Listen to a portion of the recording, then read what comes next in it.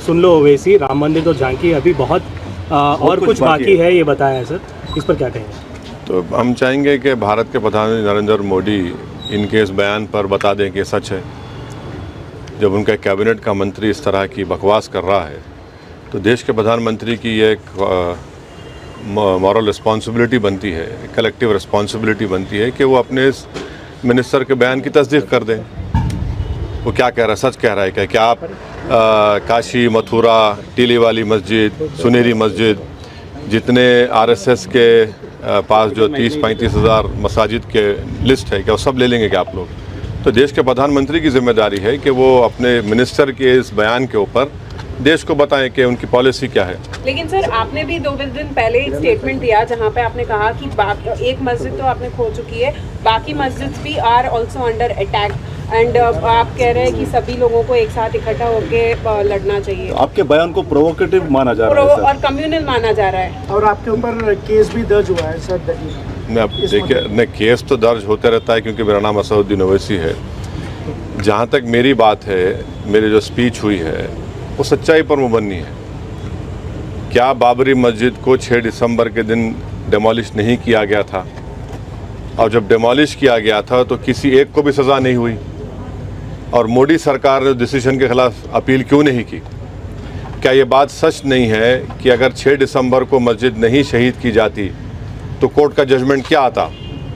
क्या ये बात सच नहीं है कि बग़ैर मुस्लिम पक्ष को बताए ताले खोले गए?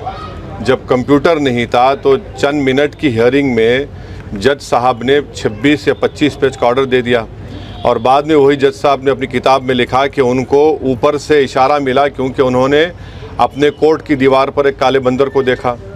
क्या ये बात सच नहीं है कि जब जीबी पंत उत्तर प्रदेश के मुख्यमंत्री थे, रात के अंधेरे में बाबरी मस्जिद में मूर्तियां रख दी गई, उसके बाद मस्जिद को बंद कर दिया गया?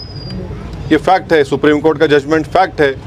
इसीलिए हमने जब सुप्रीम कोर्ट का जजमेंट आया था, हमने कहा था कि सुप्रीम कोर्ट का जजमेंट बिलीफ के ऊपर आया है, और हमको इस बात का उस वक्त एप्रीहेंशन था, जो अब सच साबित हो रहा है अनफॉर्चुनेटली, कि आप देख रहे हैं कि मुख्तलिफ मसाजिद के ऊपर केसेस डाले जा रहे हैं। तो ये मैं जो कह रहा हूँ फैक्ट है, वो मैं मानता हूँ सुप्रीम कोर्ट जजमेंट। जैसा जस्टिस JS वर्मा ने कहा था कि supreme court is supreme but not infallible. अब आप मेरे को बताइए, टीले वाली मस्जिद का किस्सा क्या है?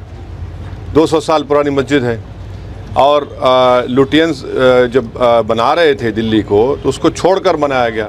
तो पहले वहाँ पर गाँवों को हासिल किया गया और मस्जिद को कोई हाथ नहीं लगाए।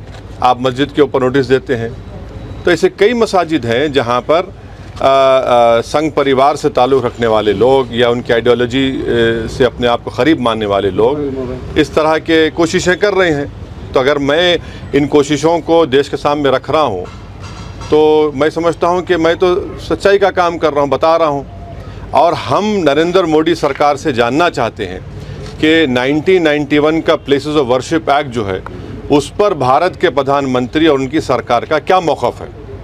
क्यों नहीं केंद्र सरकार, वज़ीर आज़म, प्रधानमंत्री नरेंद्र मोदी ये कह देते हैं कि हम 91 के प्लेसेस ऑफ वर्शिप एक्ट को फॉलो करेंगे, उसको अबाइड करेंगे?